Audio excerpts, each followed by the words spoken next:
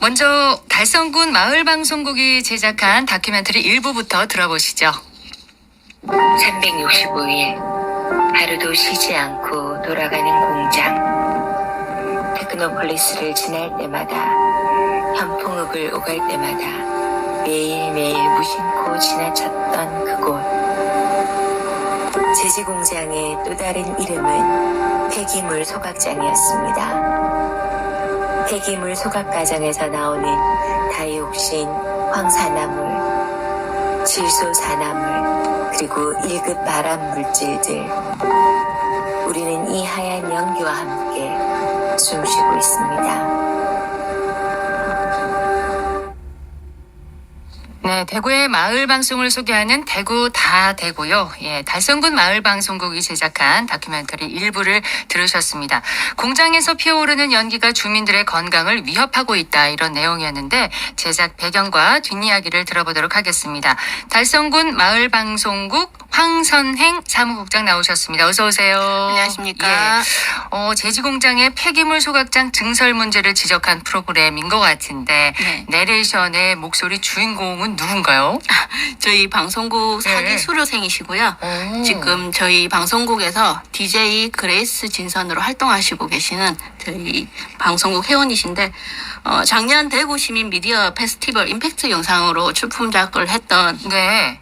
작품이고 저희 유튜브 채널에서 달방라방 공개한 산업단지 옆 우리 동네라는 프로그램입니다. 그렇군요. 네. 주민들이 만들었기 때문에 더 울림이 컸던 것 같습니다. 어떻게 이런 방송국을 만들고 또 운영하시게 되셨는지 시작이 궁금합니다. 첫 시작은 다양한 마을 활동가들 모여서 우리의 이야기를 해보자였는데요. 네. 단순히 배워보자 해서 시작했는데 지역적으로 이제 테크노폴리스나 국가산당 같은 신도시가 크게 조성되면서 유입된 젊은 층과 농경 중심의 원주민과 마찰도 생겼고 사회 문제도 생기다 보니 우리 마을 소식을 좀 이슈화해보자는 뜻에 모았는데요. 네. 그렇게 해서 2020년도에 저희가 마을 공동체 활동에서 협동조합 형식으로 법인을 세우고 23년도에 방송국을 개원했습니다. 방송국을 문을 열고 네. 운행하는 거는 요즘 많이들 하시니까. 그런데 다큐멘터리는 저희도 그 제작하시는 분들 굉장히 고생하는 제작 프로그램인데 어떻게 그 제작을 하게 되셨나요? 저희가 그 사회 문제로 발생을 했던 문제 중에 한 가지야. 네. 저희 제지 공장 문제가 저희 앞 동네에 있었거든요. 그러다 보니까 저희가 3개월 정도 이거 기획을 하고 촬영 편집을 했고요. 네. 요 다큐멘터리 작업할 때가 저희가 하루아침에 작업한 게 아니에요. 저희가 15년도에 아파트 들어서면서 네. 기획을 했고요.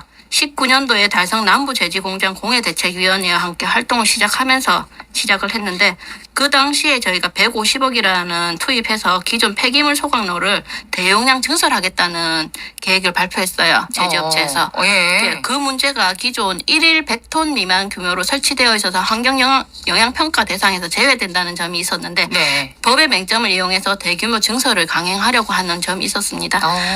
다이옥신 배출에 대한 공포가 주민들의 우려가 크게 달했지만 당시 그 기성 방송에서는 단편적으로만 다루고 지나갔었거든요. 네. 그래서 저희 방송국이 직접 제대로 된 공론장을 만들어 보자 시작을 했고요. 네. 단순히 반대 목소리만 내는 것이 아니라 갈등의 당사자들이 직접 스튜디오 초청을 해서 상생한 해법을 찾자라는 대담 방송을 한번 기획을 한 적이 있습니다. 그래요. 예. 다큐멘터리도 제작하시고 갈등의 당사자들을 모아서 대담까지 네. 하셨군요. 현장의 얘기를 들어보겠습니다.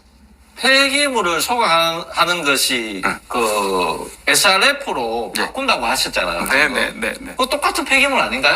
그거는 이제 쓰레기의 80% 이상이 실제 우리가 어떻게 처리되고 있냐면은 80% 이상은 우리 땅에 매립하거나 아니면 그 방치합니다. 땅에 매립하거나 방치하는 것보다는 저희가 이제 현재 그 쓰레기를 7% 정도가 소각을 하고요. 3% 정도가 재활용합니다. 실제 뭐 거기서 뭐 추출물해서 석유도 만들고 하는 그 아마 그런 내용을 알고 계실 겁니다.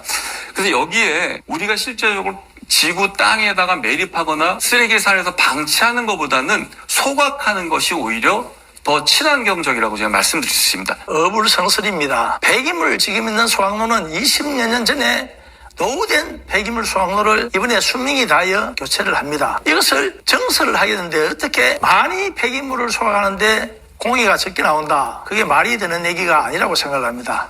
우리나라의 여기 테크노가 평균 연령이 33.2세인가밖에 안 됩니다. 어린이들이 대부분이 차지하는 이 테크노에서 공익을 더 이상 발전시키는 폐기물 소각로 성설은 어쨌든 간에 안 된다고 보여지고 반대를 해야 된다고 보여집니다.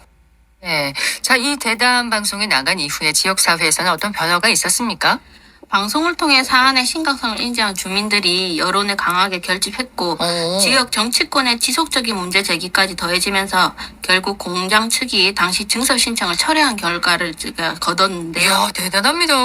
예. 행정적으로도 달성군 민원조정위원회가 백연 저감장치 시설 의무화와 주민감시단 운영들을 강력히 권고했고 나아가 환경부 차원에서 1일 100톤 미만의 소각시설 역시 환경영향평가를 의무적으로 거치도록 시행령 개정이 추진되는 등 전국적인 개선 제도가 이루어졌습니다. 마을 방송에 아주 강력한 순기능을 보여주는 그런 사례가 아닌가 싶은데 그렇게 한 차례 이제 매듭이 지어졌는데 몇 년이 지난 지금 시점에 이 다큐멘터리를 또 다시 제작한 이유가 있나요?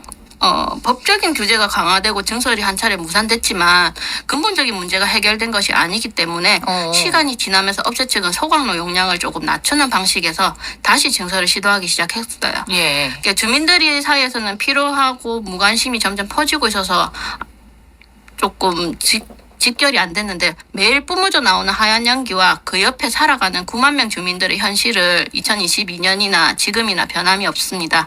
그래서 과거에 치열했던 대담에서 한 걸음 더 나아가서 조금씩 잊혀져 가는 이 현안의 본질을 다시 한번 날카롭게 환기하고 주민들의 지속적인 연대를 촉구하기 위해서 산업단지옆 우리 동네라는 다큐멘터리를 제작하게 된 거죠. 다큐멘터리 제작 이후에 어떤 반응들이 들려왔습니까? 느끼시기에?